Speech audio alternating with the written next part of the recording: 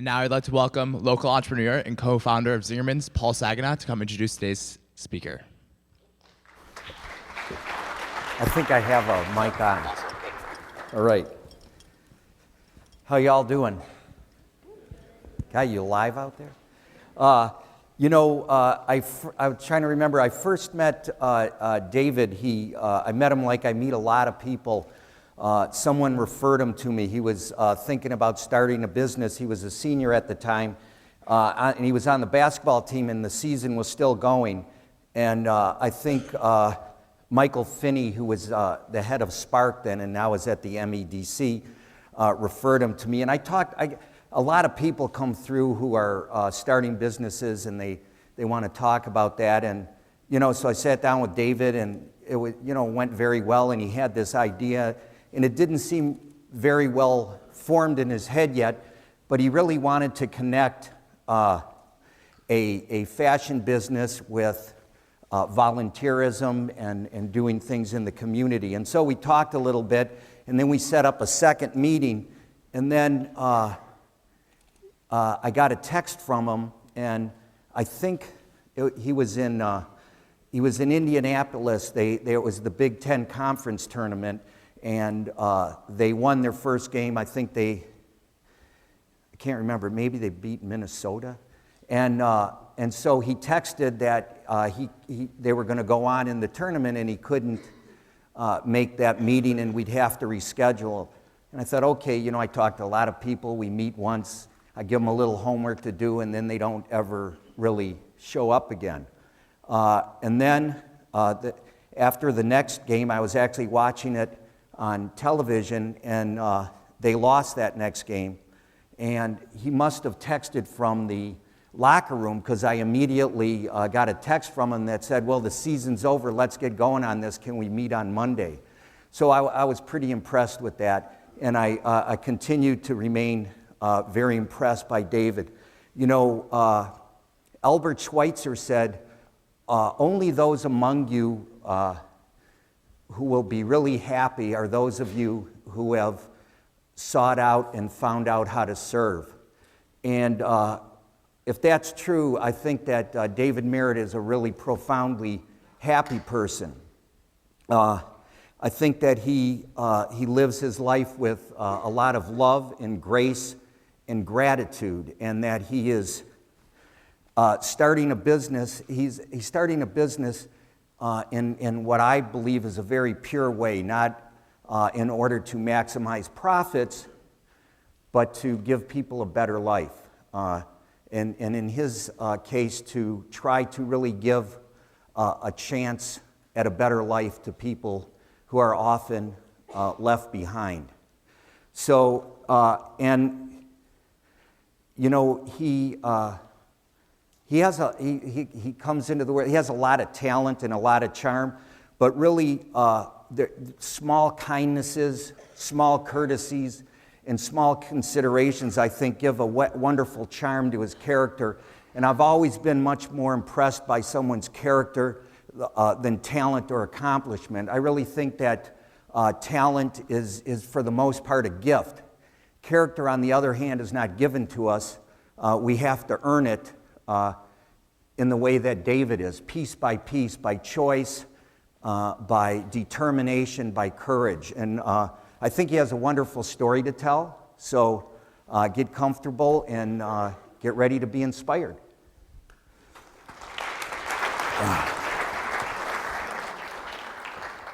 How's everybody doing out there? Oh, come on. Why don't you do this for me? Can everybody stand up? Just do it for me, please. Stand up, stretch out. I know it's Friday. I know you've been in class all week. High five the person next to him. And say this with me. I will not fall asleep. I will not fall asleep. Thank you. You can have a seat. Appreciate it. Just want to thank Paul for being here today. Paul is one of my favorite people in the entire world. I ask for a lot of favors from him, and he always says yes. Zingerman's has been one of our biggest supporters for the last 3 or 4 years, and primarily it's been Paul Saginaw leading the way. And I just want to publicly thank you so much for your generosity, and it means a lot to me that you're here today. And speaking of that, somebody named this presentation Doing Good and Doing Well. So I'm going to stick with that theme of good.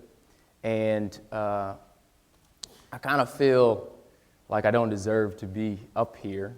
I don't really consider myself an expert or whatnot, but I do, over the last 4 years, I've gone through a lot of experiences that I think, even if I'm not an expert, I'm just going to share my story, and hopefully, one or two of you, find some sort of inspiration from it. But the first thing that I feel like I've learned through this journey of the last 4 years is really finding good examples. This was a picture that I took with Paul about 3 years ago, I think in 2010. And I came to him as I normally do with an idea, and Paul said, let's do it. And, Paul's a guy that I consistently look up to because he's doing what I want to do. He has a company that is a staple here in Ann Arbor, has been for many years, and not only does the company do well, but it's how they do it and how they treat people, and the experience that you get when you get there has really made a profound impact on me. And so I think that what's really been helpful for me is just having this desire to learn from people, this desire to not know it all. What you don't know, having that type of philosophy that I don't know everything allows you to grow. It allows you to learn. And you need to learn from people that have been where you're trying to go. And for me, Paul Saginaw has been one of those persons. So as you guys are going out thinking of businesses to start and concepts to create, think about who you can latch on to, who you can reach out to, who you can ask questions of, who you can get advice from, because it's going to be needed. You're going to need people that know what they're talking about to say, no, that's a dumb idea. No, you shouldn't do it that way. No, I think, why don't you think about it this way? And all that does is give you a different perspective that you're able to use and utilize to your benefit. So along those lines, if you would please, we want to make this as fun and interactive. This won't be your normal presentation. I'm only 27, so I'm hip, I'm cool. So if you guys have any thoughts on today's talk or presentation, please use hashtag Merritt Talk. You can also follow me or Merritt Goodness, our company, which I'm going to talk about on Twitter. Same names for Twitter, Facebook, and Instagram, and we'll come back to that throughout the day. But speaking of good examples, these are my parents, Bishop Andrew and Pastor Viveka Merritt, and they're really the foundation of who I am and who I've become, and the values that they've instilled in me. My dad has pastored a ministry in the city of Detroit for the last 35 years, and I was born in the city of Detroit, and I've always grown up with a passion to help and impact young people. But it comes from people like this. I was born in Detroit. We moved to the suburbs. I went to West Bloomfield High School, and eventually came here on an academic scholarship. But I had a really, really big desire to play basketball, and we're going to get to that story a little bit after. But I want to show you a quick video about my why. And these two are big reason about my why I'm doing what I'm doing, why I have such a passion for youth and education, why I have such a passion for fashion. And so we're going to watch a quick video. Let us think of education as the means of developing our greatest abilities. Because in each of us, there is a private hope and dream which fulfilled can be translated into benefit for everyone and greater strength for our nation. For many, it's hard to think that way. The task of fulfilling that private hope and dream seems bigger and more difficult with each passing day. Beyond our concerns of healthcare, national security, and the economy, stand our children. And every 26 seconds, a kid in America makes a very big decision to drop out of high school. That's 7,000 students a school day, close to 1.2 million every year. This is their reality. Young people who drop out of high school are much more likely to be unemployed, living in poverty, incarcerated, unhealthy, and single parents. Unless graduation rates increase, nearly 12 million students will likely drop out over the next decade, resulting in a loss to the nation of $1.5 trillion.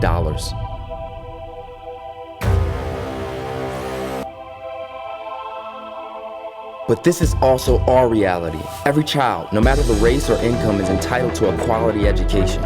It's a moral obligation, a civic necessity, and the responsibility of every American citizen to come together for the sake of our children's success.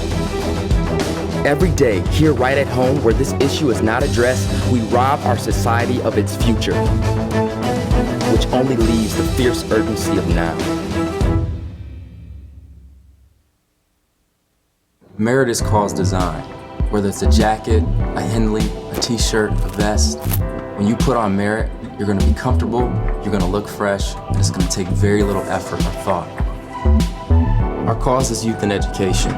We create fashionable products that help disadvantaged youth get to college by donating 20% of everything to fund college scholarships. And through our very own FATE program, partnerships with nonprofits throughout the country, we ensure the students that you're supporting through Merit product purchases graduate high school and are college ready. We call it the win-win. When you're wearing Merit, you're not only feeling good about what you have on, you're feeling good about what you're giving, what it means, it embodies.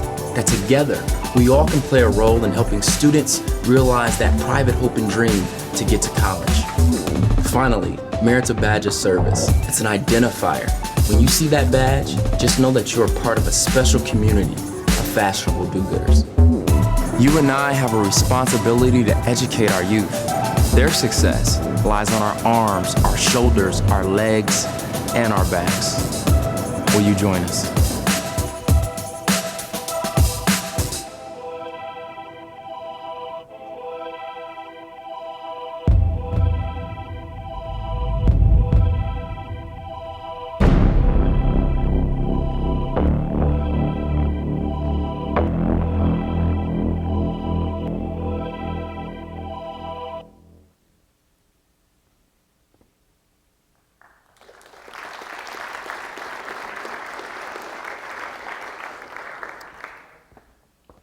I need everybody to get up again. I'm sorry. One more time. If you guys could look on the seat that you're currently sitting in the arm desk, is it? They're on the arm desk, right? There's stickers? Post-it notes. If you have a post-it note on the inside of your seat, you're gonna get a free Merit notebook, leather-bound Merit notebook. Can we hand those out? Who's got them? I think we got about 50 of them. If yours says Merit Talk, which I believe 10 of them do, Paul Saginaw and a few other mentors of mine have agreed to go to dinner on us with you, and you get to ask them whatever questions that you have, entrepreneurship-wise. You may have a concept or idea that you're currently working on and you want some expertise or somebody to give you an opinion on what you're doing.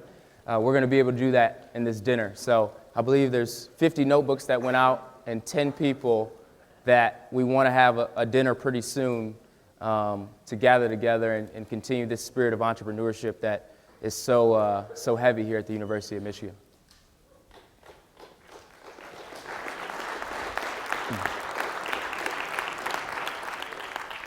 So back to the why. This is Malik. He's probably now in the 9th grade.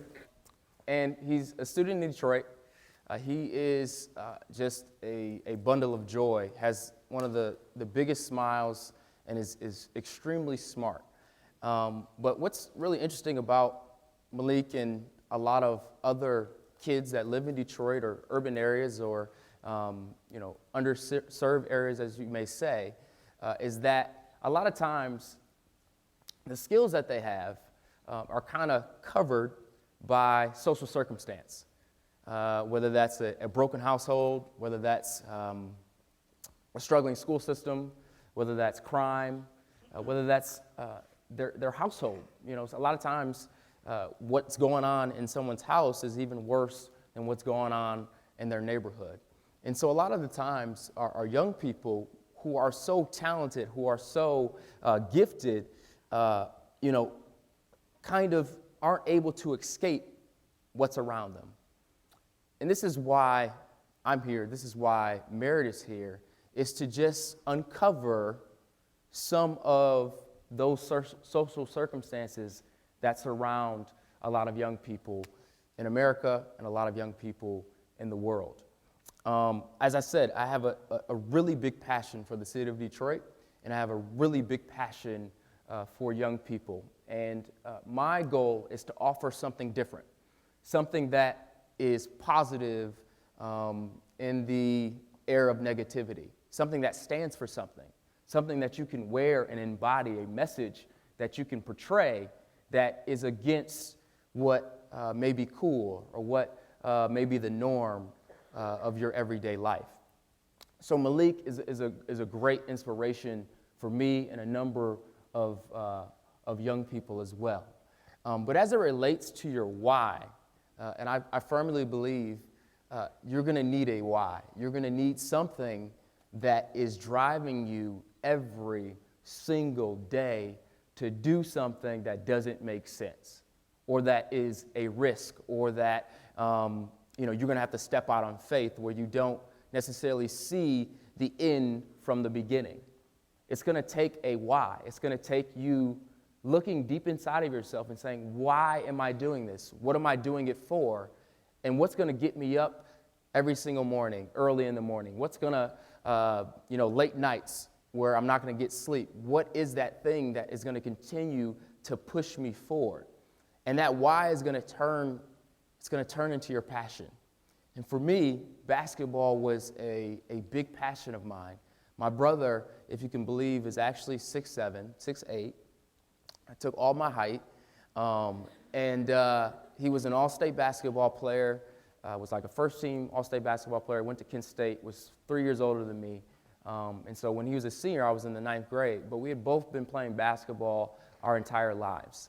And I really had a strong desire to be a Division I athlete. That was my thing. In the 9th grade, I said, I'm going to be a Division I athlete. And so for every summer of my high school career, I was in the gym basically every single day. I was working out, I was training, and it paid off. I got really good. I averaged like 25 points my senior year, but I was so small that no one really gave me any looks, and I received not one Division I offer. So I said, okay, I just spent 4 years training my butt off. I'm going to go to the University of Michigan, and I'm going to make the team as a walk-on. This is my why. This is my passion, right? So the first year, I go out. I had a really good tryout, but I wasn't like, I'm going to make the team. It's a lock or anything like that. Turns out I didn't make it.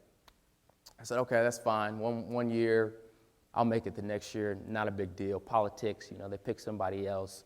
They weren't as good as me, but whatever. I'll try again.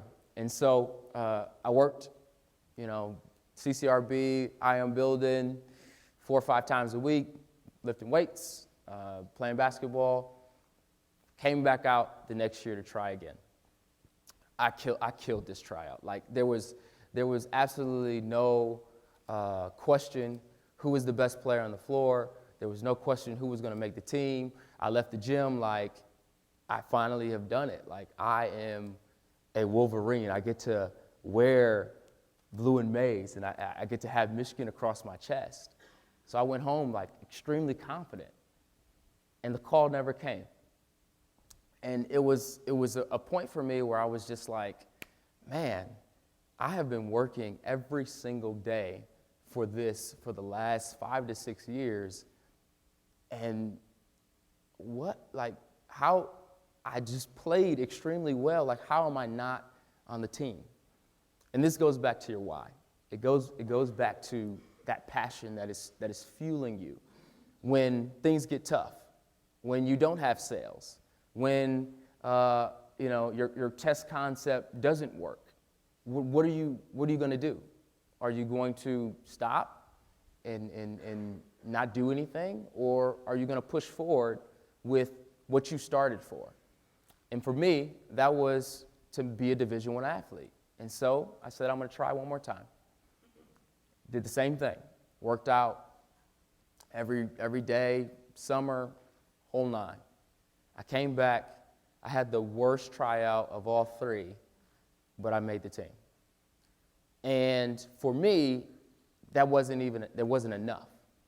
And so this picture is pretty funny to me. I was diving for a loose ball and ended up in the front row with some Coke. I had Coke all over my face, or looks like Sprite or something like that.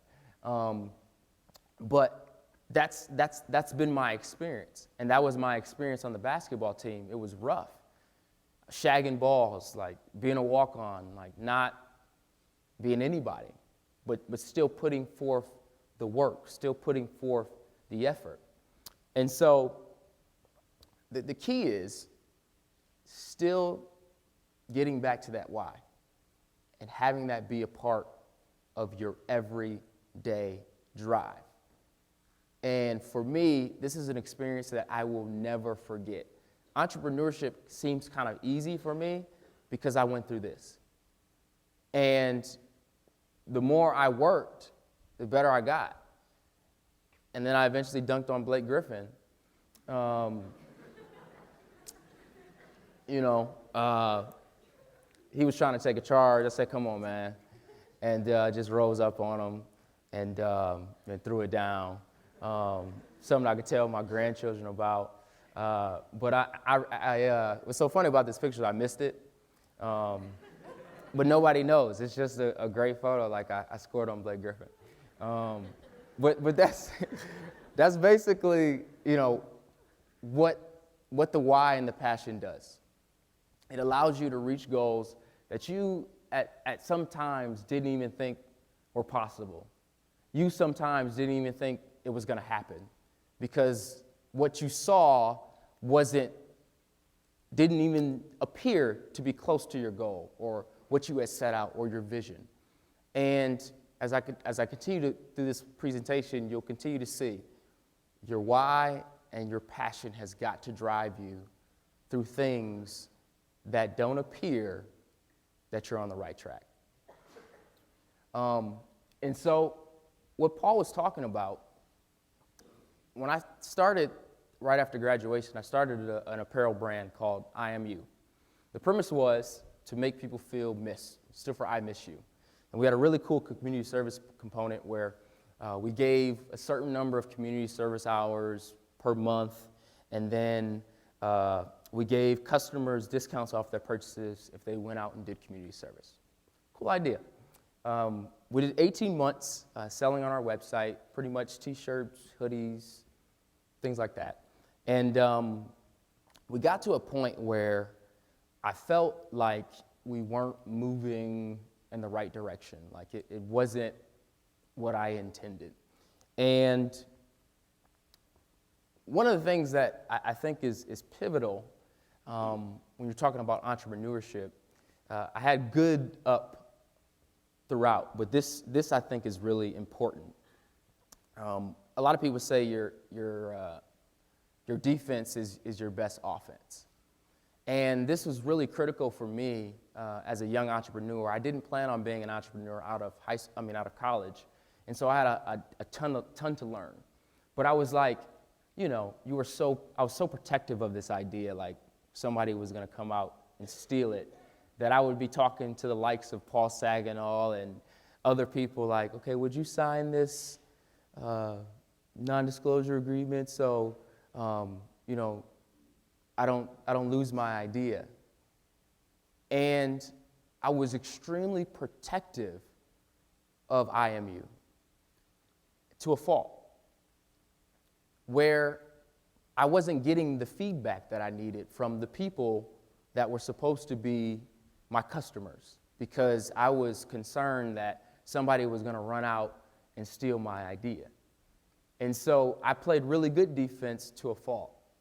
And one of the things I want to leave with you here today is I would strongly recommend to not be that way. The more you talk to people, it doesn't even, like, people that you don't even think would be smart enough to give you good advice will just look at something in a different way than you have. You know, we spend so much time in our houses and our apartments. Oh, I've got this great idea, I've got this great idea, and we're the only one that has it. And we don't even let somebody else in on it to say, I don't think so about that. I don't think that's accurate. And they may be wrong, they may be right, but the point is you got a different perspective. And so what was really critical for me as we went through a rebrand was to start opening up and just talking about my idea with anybody. And like I said, you'll meet people outside. You'll talk to people that, even though you've been thinking about this is your baby, you've been doing it for so long, and you think about it 24/7, they just have a different perspective and can just give you something that you never even thought about. So one of my keys as you guys are starting companies and doing great things is talk about it. Be about it. Just share it with people. Test it. An idea that's not tested, you don't really have anything until you get it out there and the market can tell you that's a bad idea or this isn't working.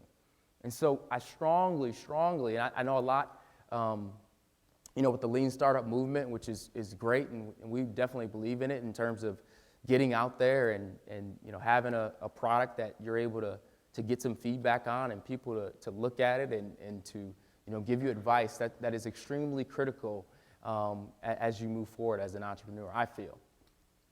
And so what that did for us when we talked to people was we needed to really have a focus.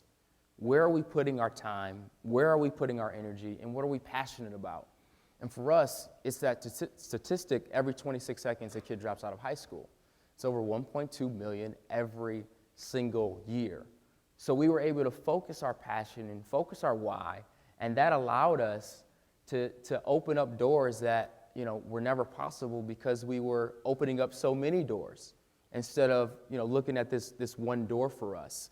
And so what is Merritt? As you saw in the video, we are a cause-based fashion brand. We get to design and sell stylish clothes, which is extremely cool for us. It's what we're also passionate about. But it's also the message, and it's also where the money is going. 20% of our entire revenue line, and I know that sounds stupid, but 20% of our entire revenue line is actually building a college tuition fund for 23 students that we're working with in the Detroit area.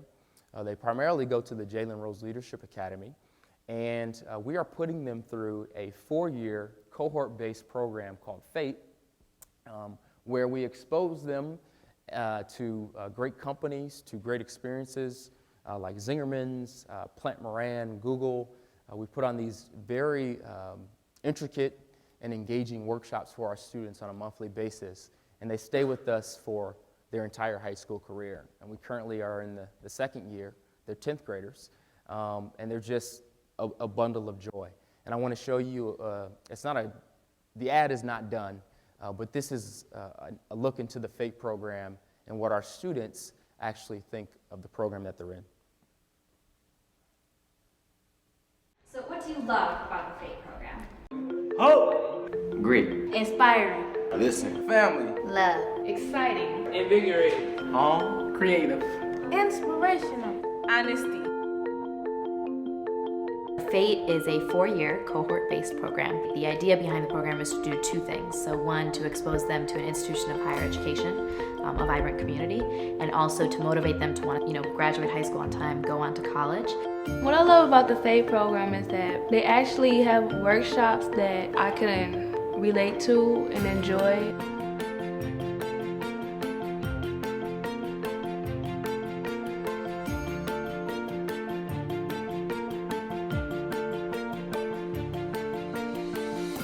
Okay, so I think the first class should be serious, and we should put the quote. You do like different stuff, and then you see another kid, and then you say, "This was me," and then this can be you if you join the Merit program.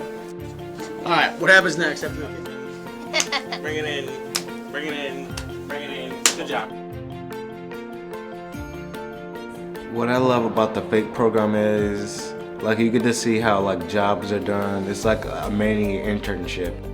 It opens a window to see what you might be interested in. They get to do really fun things, and everything is hands-on. We stay away as much as possible from someone standing in front of a room and talking at them. If you're doing something hands-on, if you're creating something, if you're part of the process, then it's way more engaging. When the doors dramatically open, as he nervously steps onto the bus, the pledge starts.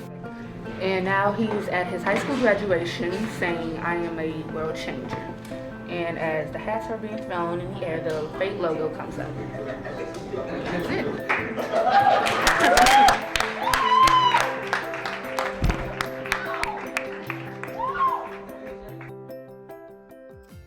Okay, so that is, the FATE program is awesome. It's really an opportunity for us to put our hands to something. We just didn't want to raise money, which is still great, but we wanted to actually, how can we increase high school graduation rates and increase college access? And so this program on a monthly and a weekly basis is showing these students what they're truly made of and the skills that they already have within themselves. And it's been crazy just in the year that the program has been going on, how many of our students have gone from shy to empowered and timid to confident. It's extremely impressive, and I think this model is something that we want to replicate, and we want to not only raise money for students in Detroit, but we want to raise money through our fashion purchases for other communities that are struggling with high school graduation rates and getting their students to graduate on time and ultimately get to college. And so these are some other communities that we're going to be looking at over the next year or so to see where we can partner with similar organizations that do what we do to increase our awareness, increase the impact that we're making across the country. And so my last kind of point is to have good hands and to be a giver and to put your hands to something.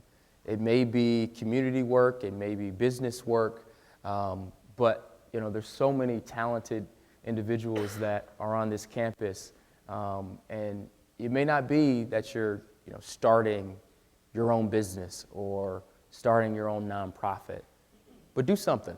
Do something to help and to empower your community. And I'm just so honored to be here today, and really appreciate you guys taking a listen to what we're doing.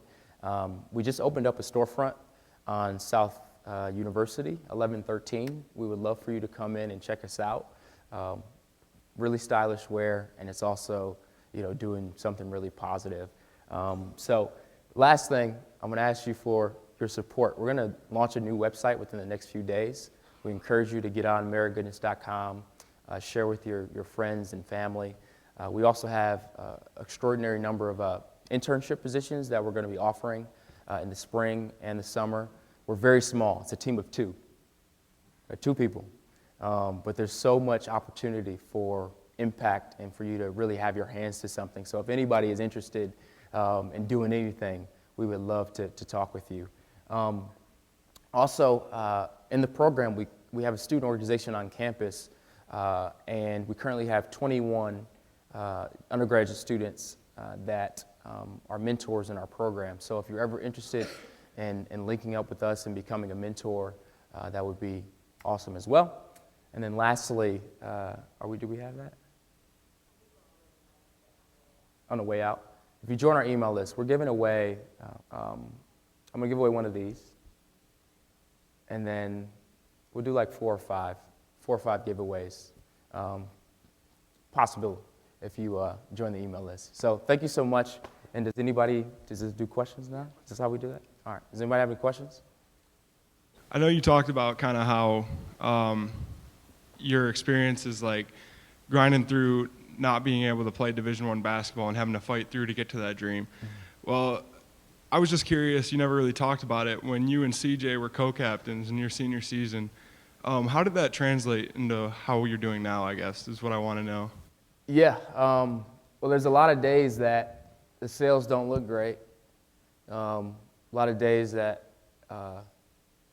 where you have to believe in what you believe that God has given you. And so I just, it's really just standing on what you believe in, and not being blind to what you see, but really having a passion and a determination that despite what you see, you're going to continue on. And if it's not this, I'm going to find something that works. If it doesn't work this way, I'm going to find another way. So I think that experience lives with me, every single day, where I basically trained every single, I think for 8 years I may have went, 3 to 4 days maximum not working out or something like that. So to train 7 years for something that you still didn't have grasp of, and I've only been doing this for 4 years, so, I got, 4 to 5 more to at least see if I can make it stick, you know what I mean? Who's going to be in the FATE program? So we partnered with the Jalen Rose Leadership Academy, which is a public charter in Detroit. And last year we went into the school and presented the program to the entire 9th grade class. We had a small application process where they basically answered what they wanted to be when they grew up and how they planned on getting there. And they could do that through essay or video or collage or something like that. We got 22 applications. We took all 22. We had a few students that left the school last year, so we went back in this year and picked up a few more students. But we currently have 23. So I guess my question was, how do you go from, you obviously have very good ideas about how to make your stuff work with the community. Mm-hmm. How do you go about making sure that your system is aligned in a business sense? You have to somehow balance the sort of plain running a business with getting out into the community, and I was wondering if you had any. Yeah, it's a challenge. I don't think they teach you here to give 20% of your revenue away off the top to anything, and so it may work, it may not, but we're trying it, and so I think it's being open, but it goes back to that why. If I started this business to make money, then I probably wouldn't be giving 20%, and I probably wouldn't be having, this FATE program. But that's not really the reason I started, to make money. So I think it goes back to your values and why you're doing what you're doing. And I think if you just stay consistent, you'll be able to make those certain decisions when they come up, where is this our vision? Is this who we are? And if it's not, you don't do it. And if it is, you do it and put your full force behind it. So I think it goes back to why you started and what your values are. Okay, thanks. I was wondering if the 20% is the only way you fund like the FATE program or like everything else you do. Yes. So actually, the 20% only builds the tuition fund. So we have to go out like any other. So we have a for-profit, and then we have a nonprofit arm that is facilitating the program. So we go out like any other nonprofit and have to, get dirty and raise money for our programming. So in the video, should I stand up? I don't know how this works. In the video, it kind of seemed like you're concerned about the dropout rate and epidemic in this country, but it seems like your program are kids that are kind of passionate about school and going somewhere, like they have an application. So how do you plan on like utilizing Merit and what you started to maybe reach out to the kids that don't really care? I would caution that perception. I think in large part, you know, kids drop out for all types of reasons. You know, it just isn't necessarily they don't care about school. It may be, you know, a lot of times they may have to take care of their brothers and sisters, or they may have to leave school and get a job because, you know, something has gone on. So I think placing the majority of high school dropouts in that kind of category as they don't care, I don't know if I would go that far.